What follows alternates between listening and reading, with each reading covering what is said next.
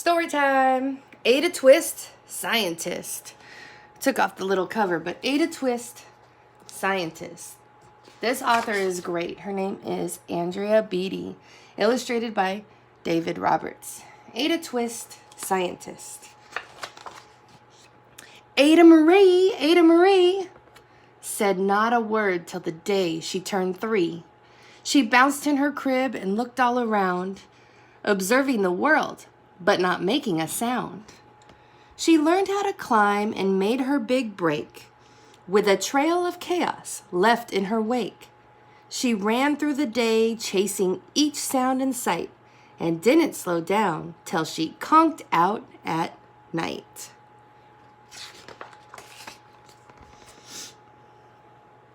Her parents were frazzled, but tried not to freak, as Ada grew bigger and still did not speak. Clearly, young Ada, with lots in her head, would have something to say when it ought to be said. That's just what happened when Ada turned 3. She tore through the house on a fact-finding spree and climbed up the clock just as high as she could. Her parents yelled, "Stop!" as all good parents would. Ada's chin quivered, but she did not cry. She took a deep breath, and she simply asked, "Why?"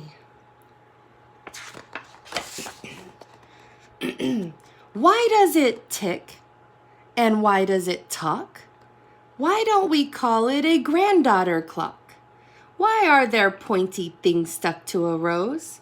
Why are there hairs up inside your nose? She started with why, and then what, how, and when. By bedtime, she came back to why once again. She drifted to sleep as her dazed parents smiled at the curious thoughts of their curious child, who wanted to know what the world was about. They kissed her and whispered, "You'll figure it out." Excuse me. Her parents kept up with their high-flying kid. Why, what, how, what, when, why? Whose questions and chaos both grew as she did. Look at all these questions. Will it be the same? What if? Will it? When will it? Why does it? How does it? How? What does it do? Why won't it? What is it for? She kept asking these questions. Uh-oh, the teacher. Even Miss Greer found her hands were quite full when young Ada's chaos wreaked havoc at school. But this much was clear about Miss Ada Twist. She had all the traits of a great scientist. Ada was busy that first day of spring, testing the sounds that made mockingbirds sing, when a horrible stench whacked her right in the nose, a pungent aroma that curled up her toes. "Zowie," said Ada, which got her to thinking, "what is the source of that terrible stinking? How does a nose know where there's something to smell? And how does it still stink if there's no nose to tell?" She rattled off questions and tapped on her chin. She started at the start, where she ought to begin. A mystery, a riddle, a puzzle, a quest.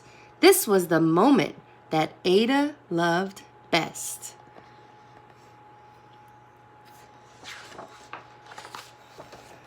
Uh-oh.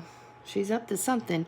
Ada did research to learn all she could of smelling and smells, both the stinky and good. One hypothesis Ada thought could be true. The terrible stink came from Dad's cabbage stew. She tested and tested, but soon Ada knew it was time to come up with hypothesis 2. Then, zowie! The stink struck again. Just like that. Hypothesis 2. It's caused by the cat. The cat couldn't make such a stink on its own. It needed perfume and some fancy cologne. So young Ada tested. The test was a flop.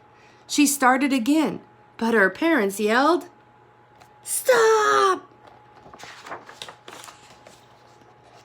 Ada Marie, to the thinking chair now. By the time we count 3. Enough, said her mother. That's it, said her dad. Her parents were frustrated, frazzled, and mad. Why? Ada questioned. Her mother said no. What? Ada queried. Her father said go. You've ruined our supper. You've made the cat stink.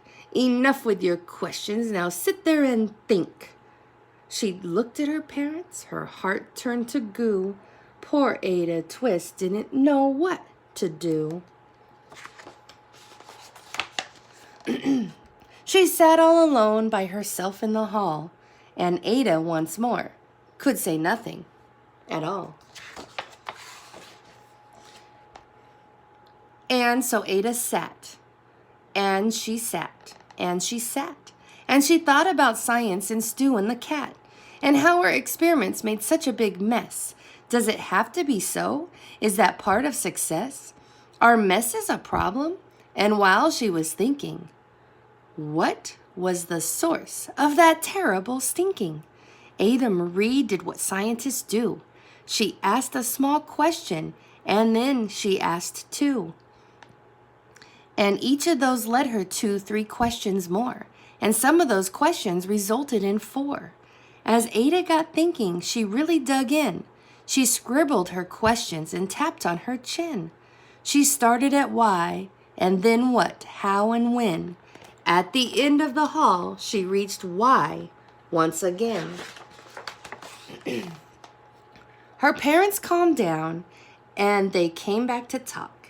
They looked at the hallway and just had to gawk. No patch of bare paint could be seen on the wall. The thinking chair now was the great thinking hall. They watched their young daughter and sighed as they did. What would they do with this curious kid who wanted to know what the world was about? They smiled and whispered, "We'll figure it out."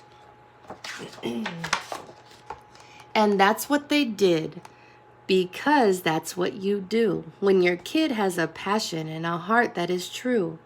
They remade their world. Now they're all in the act of helping young Ada sort fiction from fact. She asked lots of questions. How could she resist? It's all in the heart of a young scientist. Oh, she is making a wall. And as for that smell, what can Ada Twist do but learn all she can with her friends in grade 2? Will they discover the stink that curls toes? Well, that is the question, and someday, who knows?